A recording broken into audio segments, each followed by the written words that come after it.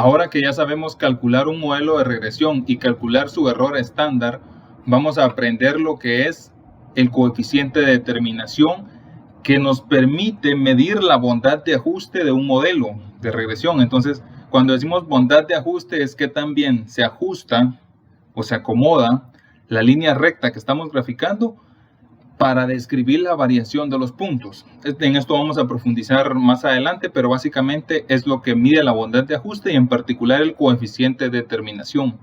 Coeficiente de determinación solo existe uno, a diferencia del otro coeficiente que estaremos viendo en este video, que es el coeficiente de correlación, que solo vamos a ver uno, pero existen por lo menos unos 10.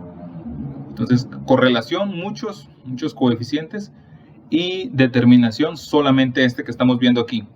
Dice que el coeficiente de correlación, tal como acababa de explicar al inicio, intenta medir el grado o la fuerza de asociación, no de correlación, de asociación entre dos variables. Este coeficiente de determinación hay que tener claro que es muestral y dice que el coeficiente de correlación deriva entre una relación entre dos variaciones, la variación de la recta de regresión ajustada y la regresión de la propia media. Entonces vamos a ver aquí, se recuerdan que en un video posterior a este, específicamente el de error estándar, nosotros aprendimos que al restar y menos y estimado, ese era el error estándar, y el error estándar se calcula respecto a la función que estamos pronosticando, básicamente la línea recta. Entonces aquí tendríamos algo como que la parte de arriba es el error estándar y esta parte de abajo sería la desviación estándar, con respecto a y. Entonces esta fórmula de r cuadrado, vean que el coeficiente de determinación es r cuadrado, sería 1 menos arriba error estándar partido desviación estándar. Entonces veamos la gráfica cómo quedaría esta parte.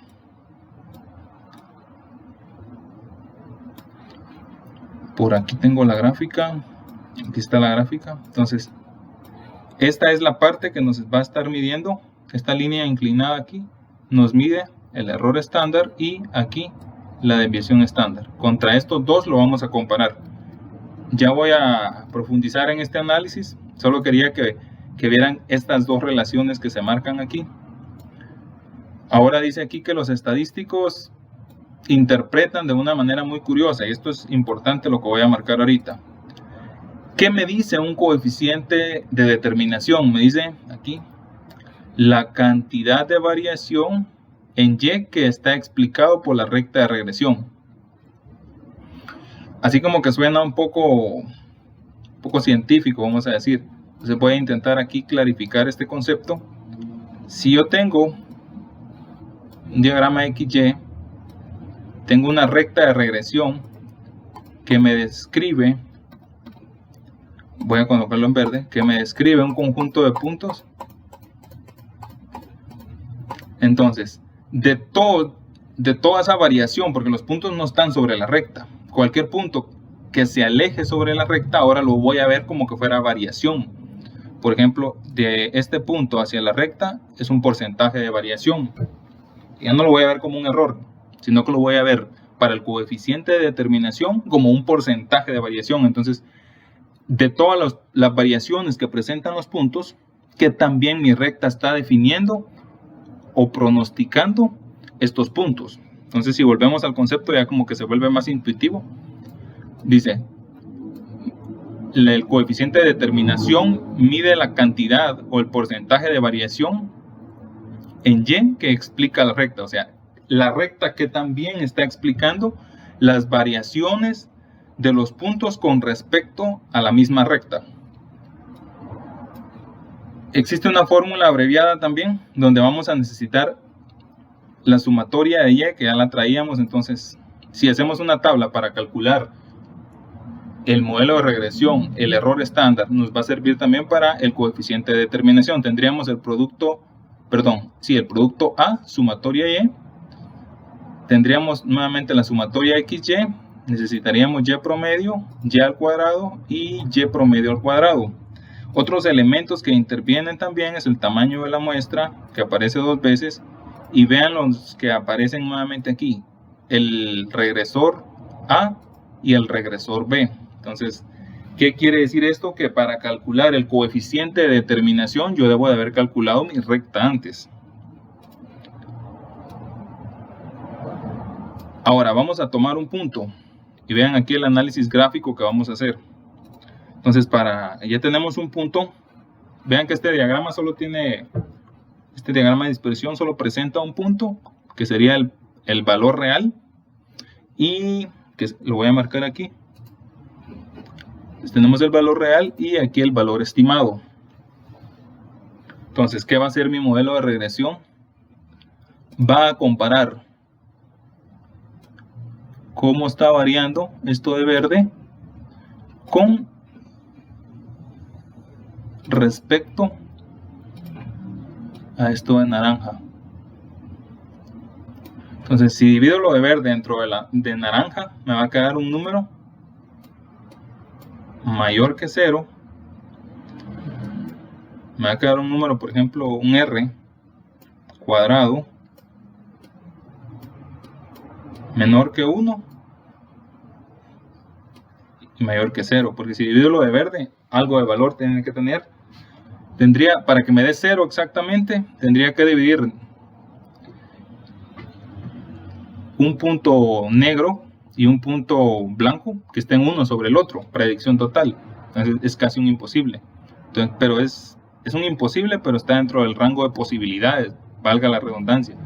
Y menor que 1 porque tendría que ser el de verde mayor que el de naranja, y eso es un imposible también. Entonces el rango de R cuadrado va a estar entre 0 y 1.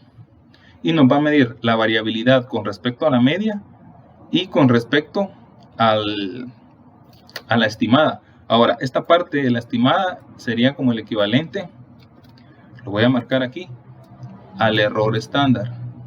Y esta parte de la naranjada sería el equivalente a la variación de la desviación estándar con respecto a Y. Entonces estoy haciendo ese cociente, error estándar dividido desviación estándar. Y eso ya lo vimos en un video, contra qué mide la desviación estándar y contra qué mide el error estándar. Muy bien, entonces sí, empezamos ya a avanzar. Vamos a resolver un ejercicio aquí. Nos da los gastos en IDES, investigación y desarrollo. Entonces tenemos los gastos en investigación y desarrollo, y sabemos que cuanto más se invierte en investigación y desarrollo, más ganancias obtienen las empresas. Un ejemplo claro serían las farmacéuticas, también las empresas de tecnología, celulares, computadoras, las de automóviles. Entonces, nuevamente tenemos aquí la suma de las X, la suma de las Y, esto ya lo platicamos. Aquí tenemos la suma de las XY. Recuerden que primero multiplico 5 por 31, que me da 105, y luego sumo, no al revés. Aquí tenemos la suma de las X cuadrado, y aquí tenemos la suma de las Y cuadrado. Aquí tenemos ya Y promedio, que sería la suma de la Y partido el tamaño de la muestra, que serían 1, 2, 3, 4, 5, 6 exactamente. Y tenemos Y promedio con un valor de 30. Muy bien, entonces ya con eso, vean que no vamos a calcular, porque ya en teoría ya lo hemos hecho. No vamos a calcular el modelo de regresión. Nos dice que Y es igual a 20 más 2X, donde 20 es A y el 2 es B. Entonces, ya sabiendo esa parte, vamos a nuestro modelo simplificado, a ver qué nos pide. Y lo que nos está pidiendo es, nos pide A, ya sabemos que A vale 20, entonces colocamos 20. Luego nos pide sumatoria de Y. Sumatoria de Y vale 180. ¿De dónde obtenemos este dato? De aquí viene el 180. Luego, ¿qué valor nos pide? Nos pide B, que sería 2. B. Y volvemos nuevamente con el 2 aquí. Entonces, esto ya lo hemos hecho varias veces, de introducir datos. Muy bien, luego nos pide la suma de las XY. De la tabla de arriba nosotros obtenemos que es 1000. Luego nos pide Y promedio, que es 30 al cuadrado, y así hacemos la completación de los datos que a este nivel ya no debería dar problema. Si hay problema lo podemos ver y repasar en clase, pero recuerden, primero multiplico. Voy a marcar que el orden jerárquico de las operaciones, que eso es de matemática 1, pero no está de más recordarlo. Entonces, primero multiplico estos, me da esta cantidad. Luego multiplico estos, me da esta cantidad. Y luego elevo al cuadrado, 30 al cuadrado me da 900 si no estoy mal. Y 6 por 9, 54. Sería el 5400 de ahí. Y luego estas tres cantidades que tengo aquí las opero. Sumo estas dos primeras y resto la última. Ahora bien, me da 200 partido 242 y eso me da un coeficiente de determinación de la muestra de 0.826. Entonces vamos a seguir, al final vamos a interpretar. Veamos qué dice aquí. Dice: así podemos concluir que la variación de los gastos en investigación y el desarrollo explica en un 82.6 la variación de las ganancias anuales. Entonces, vean la manera de interpretar. Aquí está la clave de todo esto, porque más allá de calcular un número en estadística, no nos interesa como matemática. X igual a 2 y ahí terminó. Si ese era el resultado, está bueno todo. No, aquí nos interesa mucho la interpretación que pueda tener el R cuadrado o el error estándar o cualquier otro coeficiente que podamos calcular. Entonces voy a repetir. Dice que el coeficiente de variación, dice que se puede concluir que la variación de los gastos de investigación y desarrollo explican en un 82.6% la variación en las ganancias. Si hay una variación importante. Entonces mi recta está explicando un 82.6% la variación de las ganancias. Entonces es importante en este sentido. Podemos concluir también que es importante se me lengua la traba, invertir en investigación y desarrollo. Entonces tenemos ahora lo que es el coeficiente de correlación. El coeficiente de correlación, si se dan cuenta, me gusta iniciar aquí marcando que es R y sería la raíz cuadrada de R cuadrado.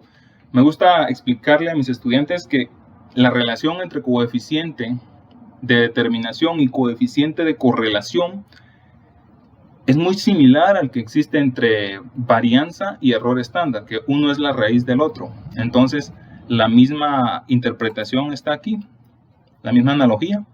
Ahora bien, el coeficiente de correlación es muy parecido al de determinación, pero al interpretarlo tiene cosas que es interesante saber.